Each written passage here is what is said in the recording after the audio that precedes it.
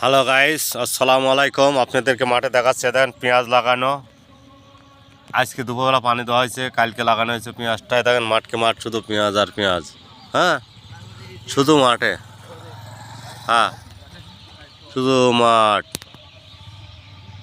শুধু পেঁয়াজ আর পেঁয়াজ। মাঠকে মাঠে দেখছেন, সব মাঠকে পেঁয়াজ আর পেঁয়াজ দেখতেই পারছেন। আপনারা দেখেন, আস্তে আস্তে দেখানোর চেষ্টা করছি।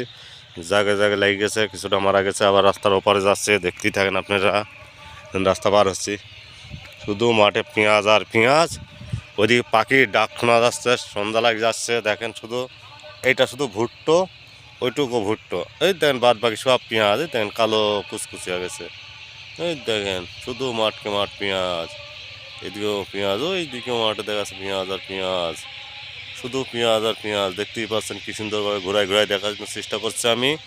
হ্যাঁ, আপনারা দেখতে থাকেন, শুধু মাঠ আর মাঠ, শুধু পেঁয়াজ। এই দেখেন পেঁয়াজের মাঠ, মাঠকে মাঠ, শুধু পেঁয়াজ আর পেঁয়াজ। ওই দিকে দেখা যাচ্ছে গাছপালা অনেক দূরে, অন্তপক্ষে 2.5 থেকে 3 কিলো দূরে।